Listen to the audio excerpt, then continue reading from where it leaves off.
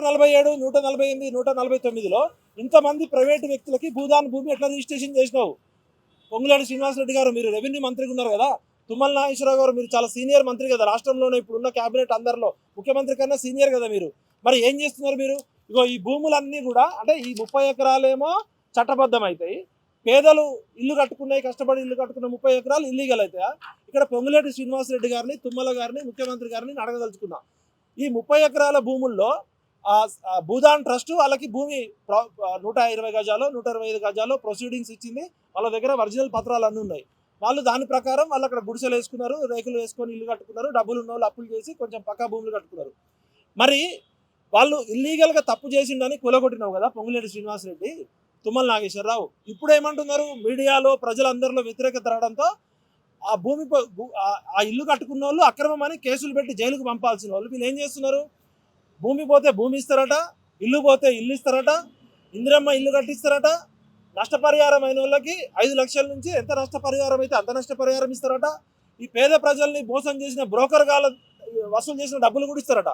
ఒకవైపు ఏమో తుమ్మల గారు, మీ ప్రభుత్వము అర్ధరాత్రి 10,000 మంది పోలీసులను పెట్టి, ఒక్కొక్క మనిషికి 5 నుంచి 10 మంది పోలీసులను పెట్టి, రెవెన్యూ అధికారులు, పోలీస్ అధికారులు, 2-3 జిల్లాల్లో ఉన్న అధికారులంతా దింపి తెల్లవారుజామున 6 గంటలకు వాళ్ళు లేచేసరికి ఒక యుద్ధం, గాజాలో ఎట్లయితే బాంబులు వేసి యుద్ధం చేస్తారో అట్లా యుద్ధం చేసిరు.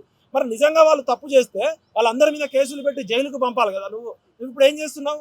ఇల్లు ఎందుకు ఇస్తున్నావు వాళ్ళకి? అంటే వాళ్ళు కరెక్ట్ అనే కదా. నువ్వు వాళ్ళకి నష్టపరిహారం ఎందుకు ఇస్తున్నావు? అంటే నువ్వు చేసింది తప్పనే కదా. బ్రోకర్ గాళ్ళు వసూలు చేసిన డబ్బులు ఎందుకు ఇస్తున్నావు? అంటే వాళ్ళదేం తప్పు లేదనే కదా.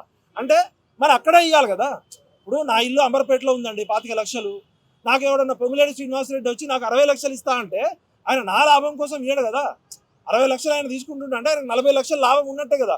40 లక్షలు ఎక్స్ట్రా పెట్టి నాకు 20 లక్షల ఇల్లుకి 60 లక్షలు ఇస్తున్నంటే ఆయన ఏ 10 కోట్లకో 5 కోట్లకో 3 కోట్లకో అమ్ముకుంటాడు కదా. మరి పేద ప్రజల భూమి 30 ఎకరాలు ఇక్కడ ఇయ్యాడట, ఇల్లు వేరే దగ్గర ఎక్కడో ఇస్తాడట. ఇప్పుడు ఎక్కడ ఇల్లు కోల్పోతే అక్కడ ఇల్లు ఇవ్వాలి కదా.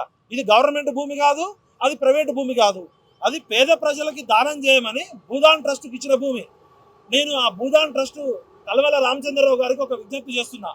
మీరు దాతృత్వంతో పేద ప్రజలకు 62 ఎకరాలు ఇస్తే ఈ ప్రభుత్వం 70 సంవత్సరాల తర్వాత కూడా పేద ప్రజలకు న్యాయం చేయలే. ఇట్లనే ఖమ్మం జిల్లాలో, మాది కూడా ఖమ్మమే, అక్కడ ఏమైందంటే ఖమ్మం టౌన్లో పాత బస్ స్టాండ్ ఉంది, దాదాపు ఒక 4-5 ఎకరాల పైన ఉంటుంది. అది అక్కడ ఎకరం 20 కోట్లు 30 కోట్లు ఉంటుంది, ఖమ్మం సెంటర్లో ఉంటుంది.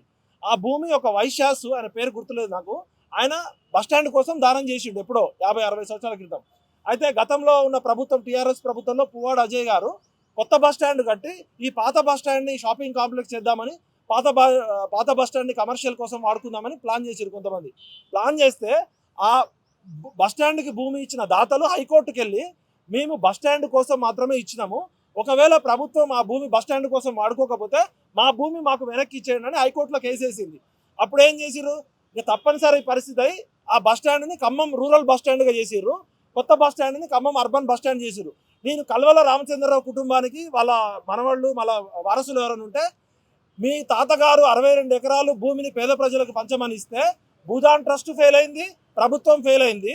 ఆ భూమిని మీరు వాపస్ తీసుకోండి, మీరు వెనక్కి తీసుకోండి, హైకోర్టులో తీసుకొని మీరే పేద ప్రజలకు పంచండి. ఎందుకంటే 80 సంవత్సరాల తర్వాత 70 సంవత్సరాల తర్వాత కూడా ఈ ప్రభుత్వాలకి పేద ప్రజలు దొరకలే. ఖమ్మం జిల్లాలో భూదాన్ ట్రస్ట్ కింద దాదాపు 28,000 ఎకరాల భూములు దానం చేసిర్రు. మొత్తం తెలంగాణలో 1,80,000 ఎకరాలు భూదాన్ ట్రస్ట్కి దానం చేసిరట. నేను తెలంగాణ ప్రజలని, ప్రభుత్వాలని, రాజకీయ పార్టీలను అడుగుతున్నా. ఆచార్య వినోబా భావే గారు భారతదేశంలో భూదానం అనే ఉద్యమాన్ని తెలంగాణ నుంచి స్టార్ట్ చేసిర్రు. మనందరికీ తెలుసు, పోచంపల్లిలో వెదిరి రామచంద్రారెడ్డి గారు దాదాపు 400 ఎకరాల భూమి దానం చేసిరు, ఆయన విగ్రహం కూడా పెడతాం. అట్లా చాలామంది జమీందారులు, జాగీర్దారులు, దేశ్ముఖులు, దొరలు, భూమి అనేది ఒక్కడి వ్యక్తిగత హక్కు కాదు, ల్యాండ్ సీలింగ్ యాక్ట్ ఉంది. భూమి పంచడం అనేది చారిటీ కాదు, అది నైతిక బాధ్యత, న్యాయం, ధర్మం, రాజ్యాంగం కల్పించిన హక్కు. భూమి లేకపోవడం అంటే కూడు గూడు గుడ్డ లేకపోతే అది నాగరిక దేశమే కాదు. ఇలా పక్షుల కూడు చెదిరిపోతేనే ఎన్నో ఎన్జిఓస్ పక్షుల గురించి ఆలోచిస్తున్నాయి, పిచ్చుకల గురించి ఆలోచిస్తున్నాయి. ఇలా మానవత్వానికి, రాజ్యాంగానికి, ధర్మానికి, చట్టానికి, న్యాయానికి విరుద్ధంగా పనిచేసిన ఈ కలెక్టర్ని జైల్లో పెట్టాలి. కలెక్టర్ అనేటోడు రాజ్యాంగాన్ని రక్షించేటోడా, రాజ్యాంగాన్ని భక్షించేటోడా? ఒకవేళ నీకు ముఖ్యమంత్రియో, తుమ్మల నాగేశ్వరరావు, పొంగులేటో, బట్టో ఆర్డర్స్ ఇస్తే ఏం ఆర్డర్స్ ఇచ్చిర్రు? ఓరల్గా ఏం ఆర్డర్స్ ఇచ్చిర్రు? నీకు నోట్ ఫైల్ ఏం పెట్టిర్రు? మీ ఇద్దరి మధ్య ఏం ప్రొసీడింగ్స్ జరిగినాయి? ఇంతకుముందు టిఎన్ శేషన్ గారు అని ఒక ఐఏఎస్ ఆఫీసర్ ఉండేవాడు. ఎవరైనా మంత్రులో ప్రధానమంత్రిలో రూల్స్కి వ్యతిరేకంగా చెప్తే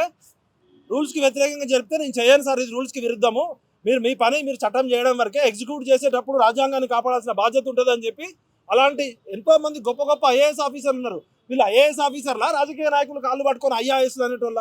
మీరు సివిల్ సర్వీస్ పరీక్ష రాసి రాజ్యాంగాన్ని మీద ప్రమాణం చేసే వచ్చారు కదా. రాజ్యాంగాన్ని కాపాడాల్సిన బ్యూరోక్రసీ ఫెయిల్ అయింది. ఇది కేవలం ఒక సంఘటనగా చూడొద్దు. చాలామంది నాకు బాధితులు చెప్పారు, మంది కొంపలు కూల్చే మంత్రులు ముఖ్యమంత్రులు ఖబర్దార్, మంది కొంపలు కూల్చేటోళ్ళు పోవాలి, కాంగ్రెస్ కూలిపోవాలని చెప్తున్నారు బాధతోటి. వాళ్ళు వెలుగుమట్ల మట్టి సాక్షిగా చెప్తున్నారు. ఇవాళ హైడ్రా పేరుతో ఇవాళ జిహెచ్ఎంసీ అన్ని పర్మిషన్లు ఇస్తుంది, ఎలక్ట్రిసిటీ డిపార్ట్మెంట్ ఇస్తుంది, మున్సిపల్ ట్యాక్స్ తీసుకుంటారు, రెవెన్యూ ట్యాక్స్ తీసుకుంటారు. ఒక ఇల్లు కట్టాలంటే 100 రకాల పర్మిషన్స్ 30 రకాల ట్యాక్సులు కట్టినాక ఆ ఇల్లు కూల్చే హక్కు నీకు ఎక్కడిది? ఇప్పుడు ఈయన ముఖ్యమంత్రి ఇవాళ రేవంత్ రెడ్డి ఇవాళ వచ్చి కొత్త చట్టం తీసుకొస్తే ఆ చట్టం ఎప్పటి నుంచి అమల్లోకి వస్తుంది? ఈరోజు డేట్ ఎంత?